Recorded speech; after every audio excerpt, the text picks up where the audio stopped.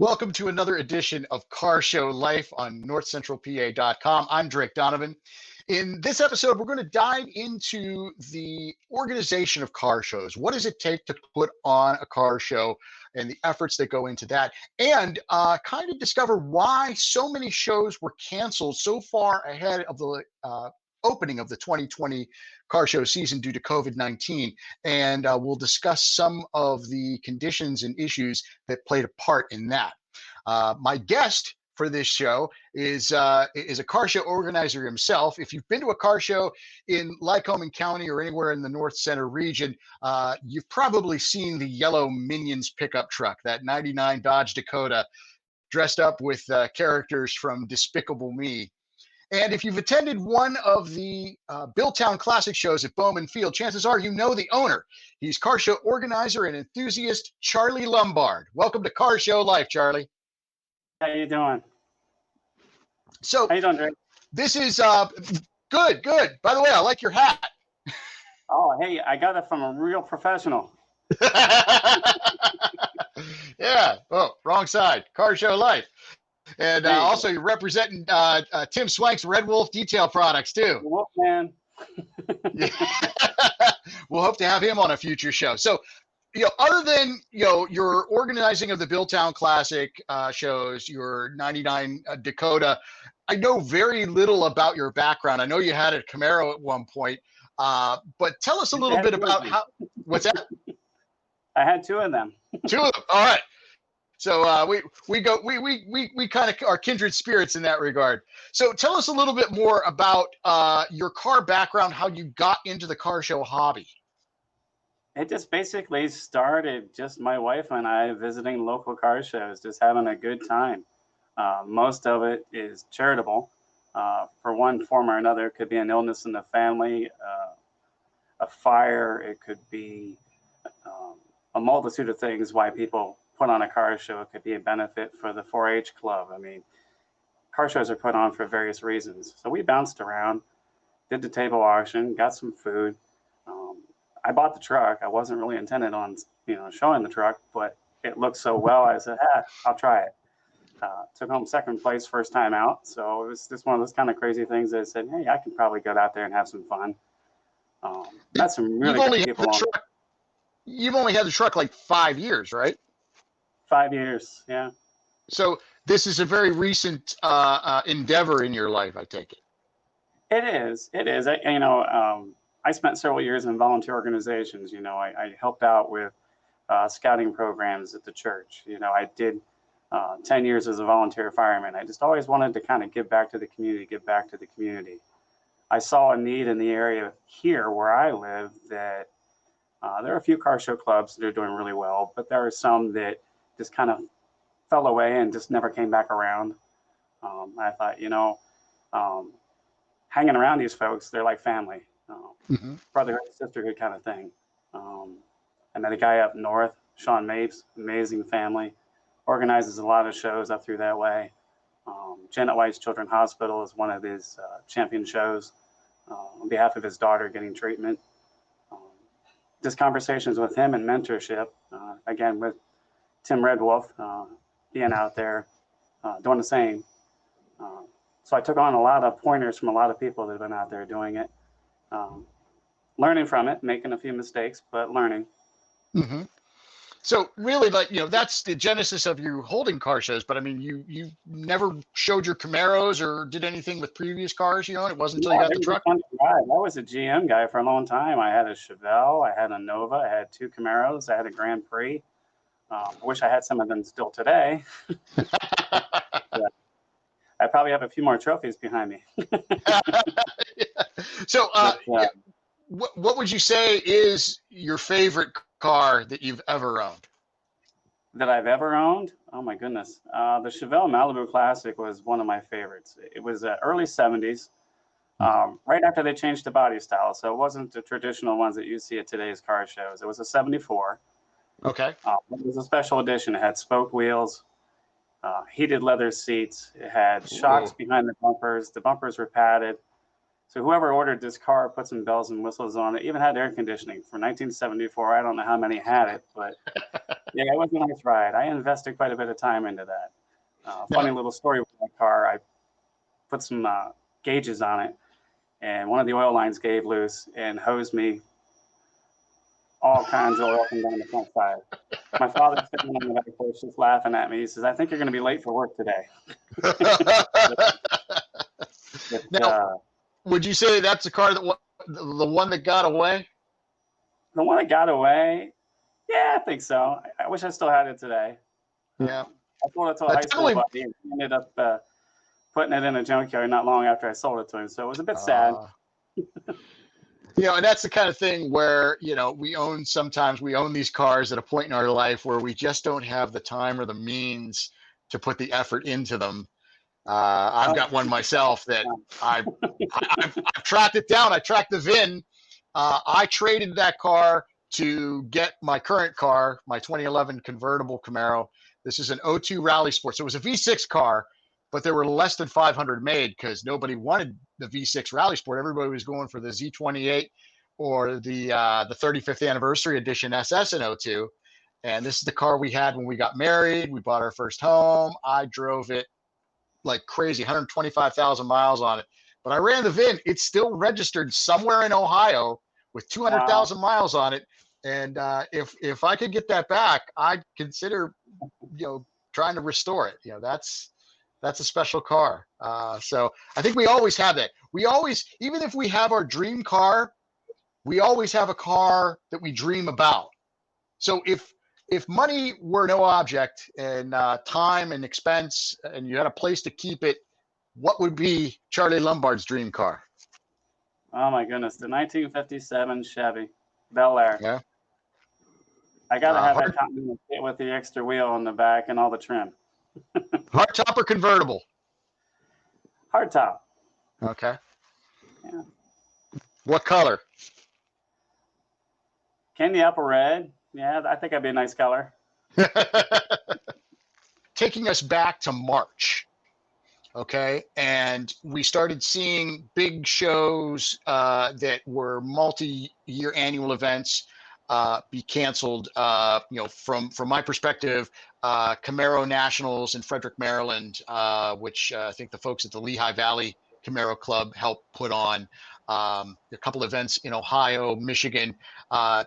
These are big annual events that were getting pulled. These were set for July, August, and they were pulled the plug in, late March, early April, because of the lead up of the organizational costs and so on and so forth, that they would not be able to recoup as the organization, if the show does not go on as planned.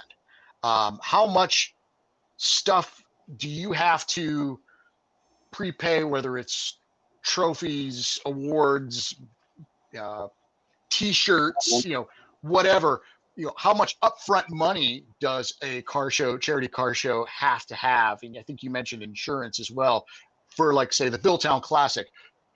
What were some of those things that you would have to put up front in order to put on a show?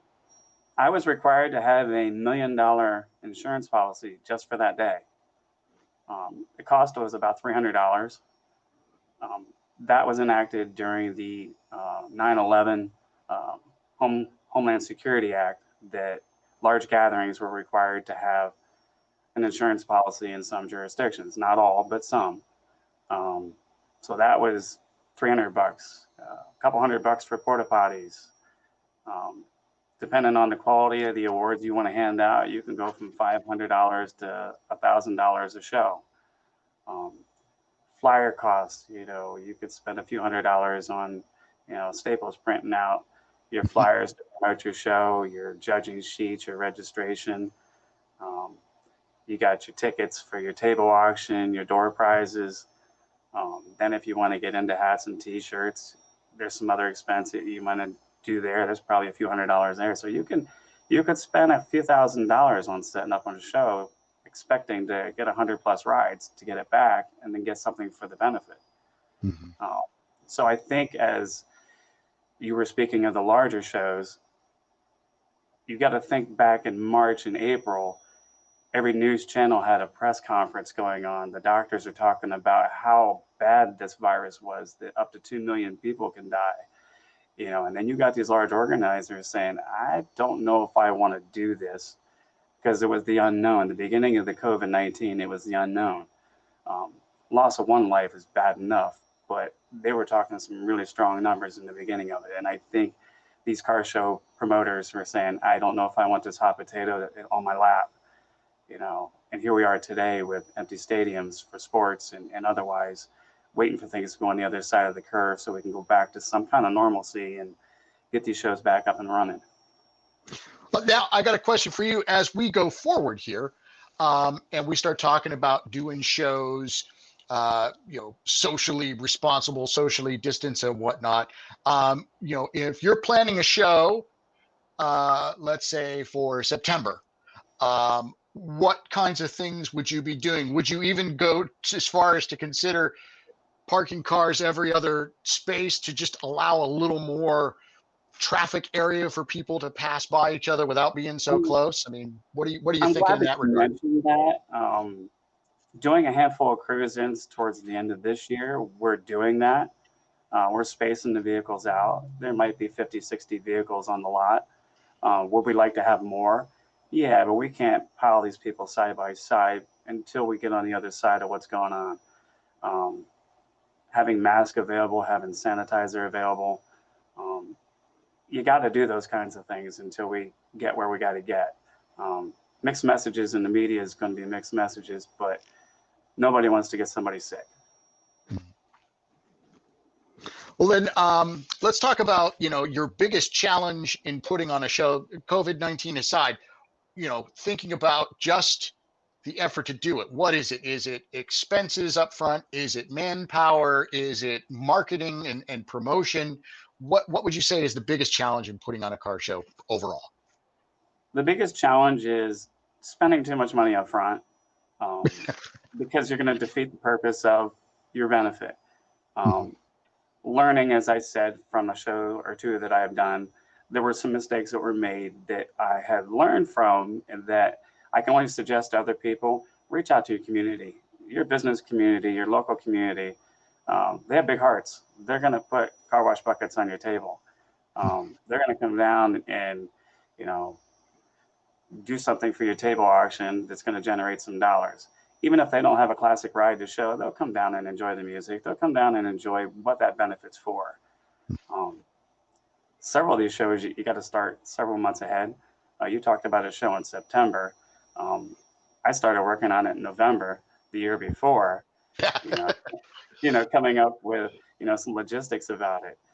There's a little bit of time on the internet. The internet is full of car show clubs and host sites that you can put your event out there with, a little bit of work on your home computer. You can develop a flyer. I'm fortunate enough that one of my best friend brothers, Tim, and yourself, have the talent that you guys can put together some really nice flyers that kind of call attention to the event. But those host sites out there will put your stuff out there. They're excited. They'll come up to you at a show and say, hey, what are you doing next month? Or, hey, what are you doing in 6 months? Or what do you got cooking? These guys are really and willing and able to help you. I won't mention the name of the specific paper, but I wanted to put an ad in there in reference to one of my shows, a not-for-profit show. They wanted $130 for something no bigger than a business card for one day. That's $130 away from the cause for something no bigger than a business card for one day. So I opted out because I just, like I said, you don't want to put all the money up front.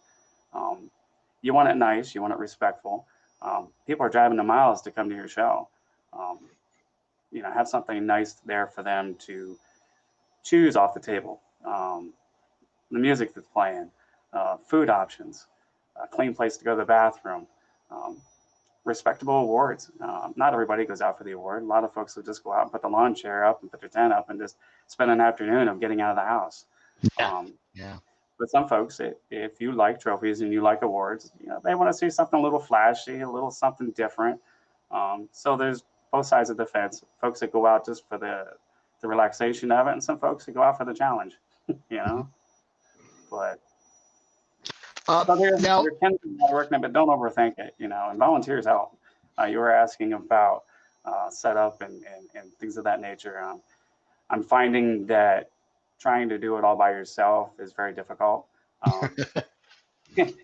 Um, my first couple of shows, I'm running around. I could have used a pair of skates, but because you want to meet everybody, you want to talk to everybody, you want to make sure that everything is running the way it's supposed to be running. Um, but your community is going to have people that are willing to help. My last Bowman Field show, I had a lady from a local church take care of my table auction. I didn't have to walk over there hardly all day. I went over once or twice. I was able to be freed up to do other things. You get somebody to take care of registration, get someone to do 50/50 tickets and things of that nature, just to keep the wheels turning. 5, 6, 7, 8 people, you can run yourself a nice organized show. well, now let me ask you this. I'm sorry? You're not doing this, a lot of shows are done where it's the local Mustang club or the local Camaro club or the local classic car club. They have a show committee as part of their club. You're doing this without any sort of organization behind you. It's just you. So, if you were to, put the call out to solicit for volunteers, and people would want to come and, assist you in building, a small car show organization club that you could lead, how would they get a hold of you?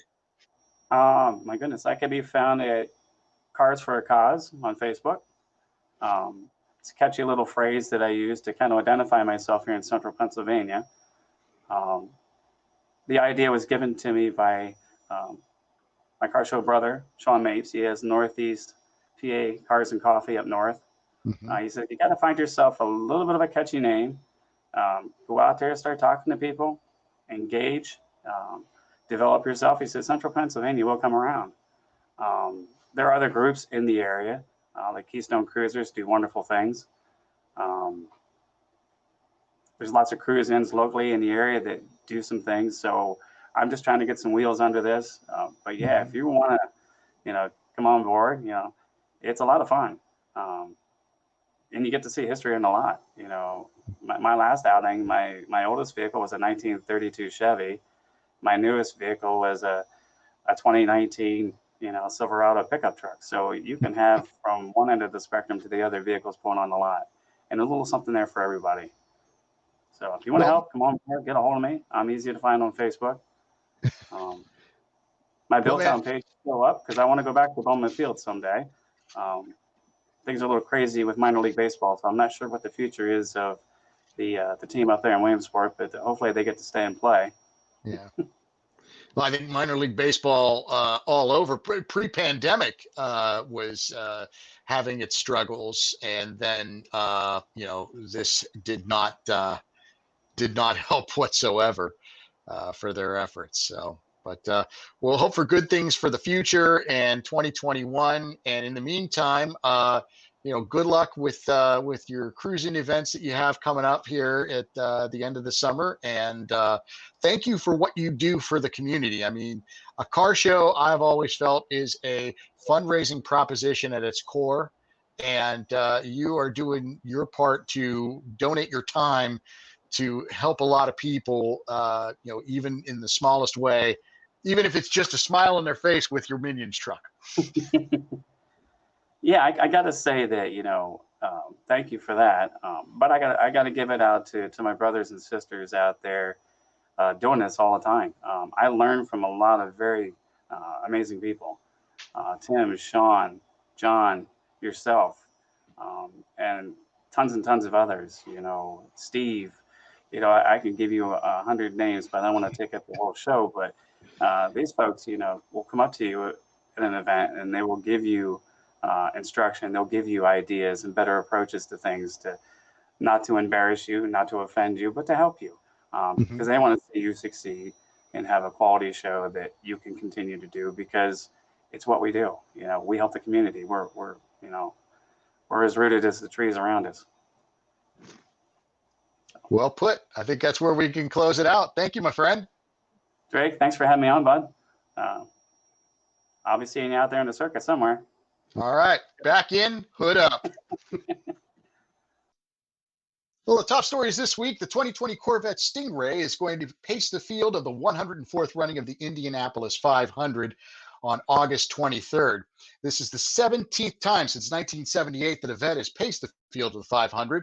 It'll be a torch red coupe with the optional Z51 performance package, accessory spoiler, ground effects, carbon flash accents, GT2 bucket seats, and an Indy 500 theme livery.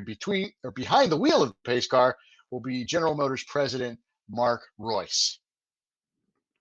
As of August 6th, the 2021 Camaro has gone into production at Lansing Grand River, and the pricing has stayed flat since 2020. According to Muscle Cars and Trucks Magazine.com, the base price for a 1LS or 1LT coupe starts out at $25K.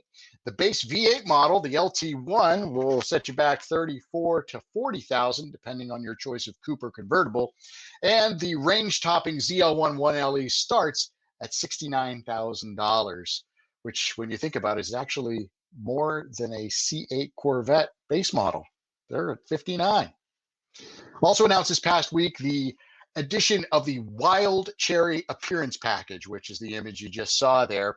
That's going to consist of 2 levels of options: black metallic hash marks, 20-inch wheels with black center cap and Camaro logo, premium carpeted floor mats with an estimated price of $2,200 plus the additional $300 and change for the Wild Cherry paint.